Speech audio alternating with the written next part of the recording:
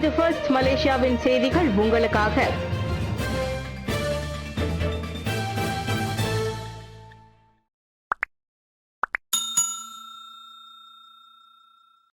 Putra heights தீ விபத்து தொடர்பில் புதிய விசாரணை தேவையில்லை, ஸ்லாங்கூர் மந்திரி பெசார் கூறுகிறார்.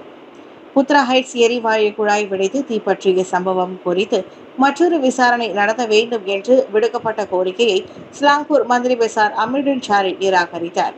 ஏற்கனவே 212 சாட்சிகள் சம்பந்தப்பட்ட விசாரணையை மீண்டும் நடத்த வேண்டும் என்பதற்கு எந்த ஒரு காரணமும் இல்லை என அவர் கூறினார். மற்றொரு விசாரணையை மீண்டும் A முதல் Z வரை தொடங்குவதற்கு அவசியம் இல்லை. இதற்காக மேலும் 8 மாத காலத்தை விரயமாக்க வேண்டுமா என்று அவர் கேள்வி எழுப்பினார். மாநில அரசாங்கம் விசாரணையில் சம்பந்தப்படவில்லை. மாறாக ஊராட்சி துறைகள் அருகே உள்ள மேம்பாட்டாளர்கள், பாதுகாவலர், மண் தோண்டும் பணியில் ஈடுபட்டவர் மற்றும் பெட்ரோனஸ் அதிகாரிகளுடன் மாநில அரசாங்கமும் சாட்சியாளராகத்தான் இருந்தது.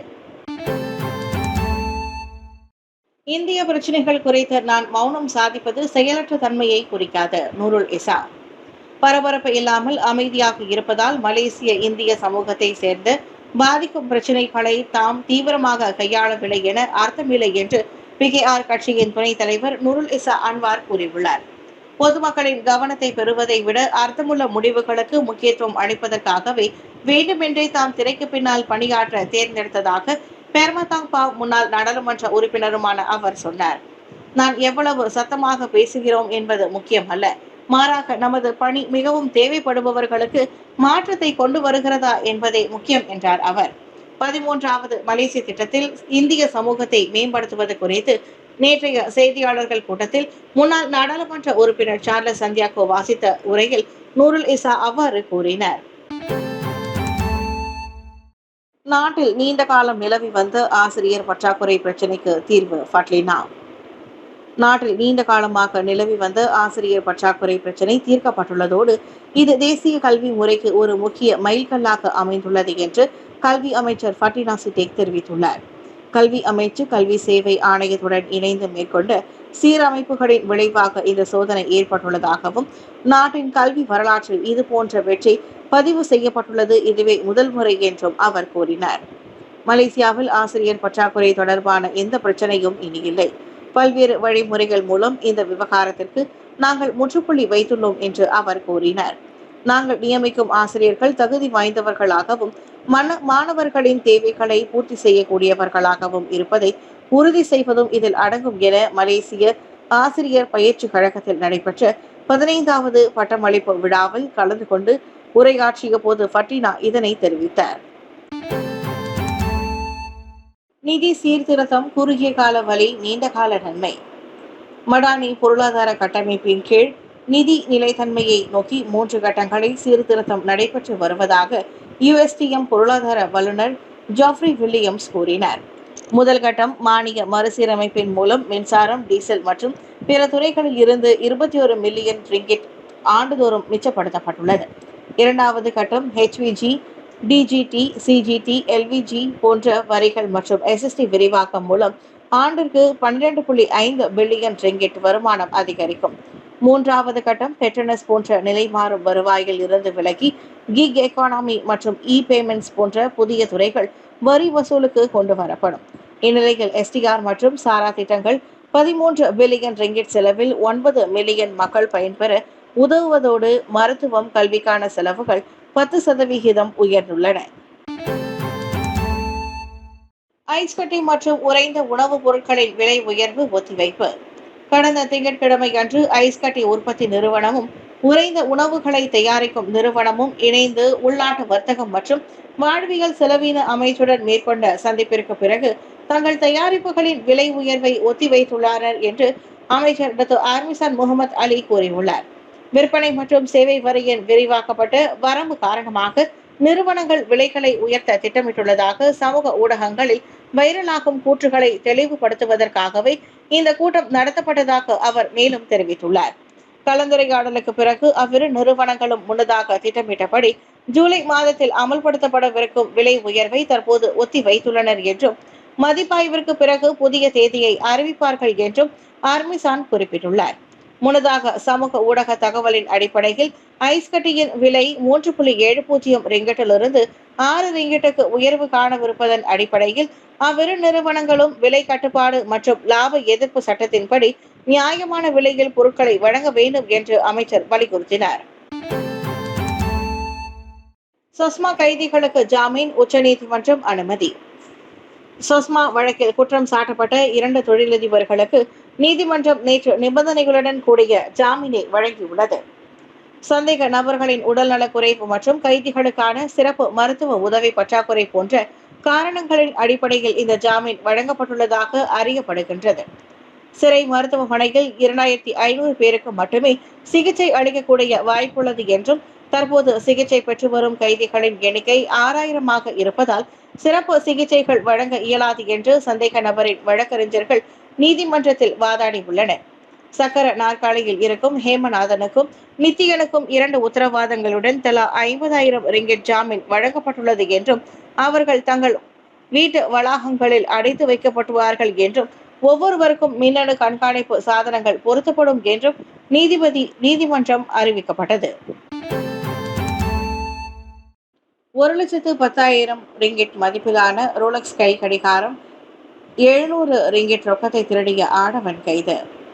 கடந்த மாதம் பத்துபஹாட் தாமன் சினார் பெர்லியானில் நிறுத்தி வைக்கப்பட்டிருந்த வாகனத்திலிருந்து 1,10,700 ரிங்கிட் மதிப்பிலான ரோலக்ஸ் கை கடிகாரத்தையும் 700 ரிங்கிட் ரொக்கத்தையும் திருடிய ஆடவனை காவல்துறையினர் வெற்றிகரமாக கைது செய்துள்ளனர். பாதிக்கப்பட்ட 31 வயதான நபர் வீட்டின் முற்றத்தில் நிறுத்தப்பட்டிருந்த தனது வாகனத்திலிருந்து பொருட்களை கொள்ளையடிக்கப்படுவதை நேரில் பார்த்த பிறகு காவல்துறையினரிடம் புகார் அளித்துள்ளதாக பத்துபஹாட் மாவட்ட காவல்துறை தலைவர் ஷாருல் அனுவார் முஷாதாத் அப்துல்லா சானி தெரிவித்துள்ளார். சம்பவம் நடந்த அதே நாளன்று பத்துபஹாட் மாவட்ட குற்றப்புலனாய்வு பிரிவை சேர்ந்த காவல்துறையினர்கள் சந்தேக நபரை கைது செய்து திருடப்பட்ட ரோலக்ஸ் கை கடிகாரத்தையும் உரிமையாளரிடம் ஒப்படைத்துள்ளனர் என்று அவர் மேலும் கூறினார். போலீசார் மேற்கொண்ட பரிசோதனையில் உள்ளூர்வாசியான அந்த 27 வயதுடைய சந்தேக நபர் போதைப்பொருள் உட்கொண்டுள்ளது தெரிய வந்துள்ளது. 13வது மலேசிய திட்டத்தில் இந்திய சமூகத்தின் மேம்பாட்டுகளுக்கு 5 அம்சங்களை உள்ளடக்கிய 11 முதன்மை நடவடிக்கைகள் பரிந்துரை.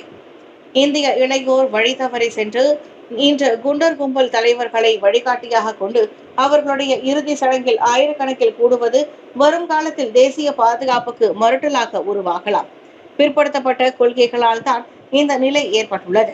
இதற்கு தீர்வு காணும் வகையில் 13வது மலேசிய திட்டத்தில் இந்தியர் உருமாற்றத்திற்காக 5 அம்சங்களின் கீழ் 40 பரிந்துரைகள் கடந்த ஜூன் 23ஆம் தேதி பொருளாதார அமைச்சிடம் முன்வைக்கப்பட்டிருப்பதாக முன்னாள் நாடாளுமன்ற உறுப்பினர் சார்லஸ் சந்தியாகோ தெரிவித்திருக்கிறார்.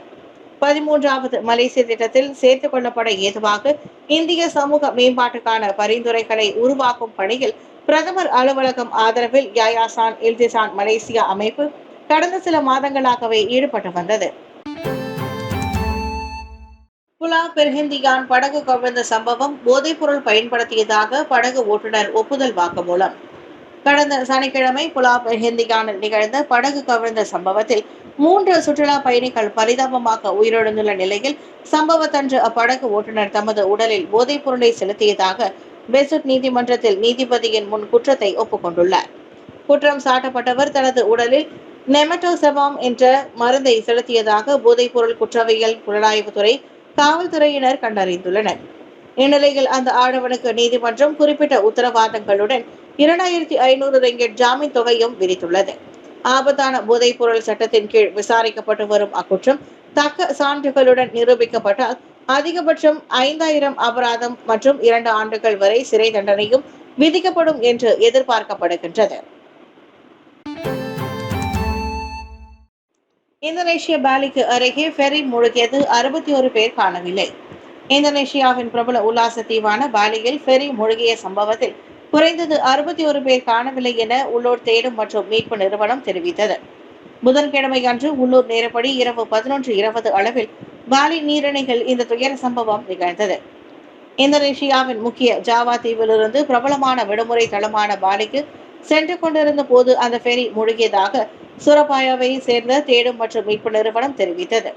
அந்த ஃபெரியில் 53 பயணிகளும் 12 ஊழியர்களும் இருந்தனர்.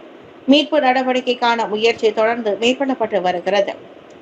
14 ட்ரக்குகள் உட்பட 22 வாகனங்களை அந்த ஃபெரி ஏற்றியிருந்த நிலையில் சேவையில் ஈடுபட்டிருந்த போது மூழ்கியதில் நேற்று அதிகாலை 4 மீட்கப்பட்டனர். லிவர்பூல் கால்பந்து நட்சத்திரம் டியோகோ ஜோதாவும் சகோதரரும் கார் விபத்தில் மரணம். லிவர்பூல் கிளப்பின் கால்பந்து நட்சத்திரமான போர்ச்சுகலை சேர்ந்த 28 வயது டியோகோ ஜோதா ஸ்பெயினின் ஜமோரா மாநிலத்தில் நிகழ்ந்த கார் விபத்தில் மரணமடைந்தார். தனது லாம்போகினி கார் விபத்துக்குள்ளாகி வெடித்து தீப்பற்றிய சம்பவத்தில் அவர் இறந்தார். இந்த விபத்தில் தனது சகோதரரும் போர்ச்சுகல் குழுவின் மற்றொரு கால்பந்து விளையாட்டாளருமான 26 வயதுடைய ஆண்ட்ரேவும் இறந்தார். நேற்று விடியற் காலையில் காரில் சென்று கொண்டிருந்த போது நிகழ்ந்த விபத்தில் அவர்கள் இருவரும் மரணமடைந்ததை போர்ச்சுகல் கால்பந்து சங்கத்தின் தலைவர் பெட்ரோ பிரான்கோ உறுதிப்படுத்தினார். டியோகோ ஜோட்டா 2 வாரங்களுக்கு முன்னர் தான் சிறு வயதிலிருந்து தனது தோழியாக இருந்த 3 பிள்ளைகளுக்கு தாயான ரூட்டே காடோசோ என்பவரை திருமணம் செய்து கொண்டார்.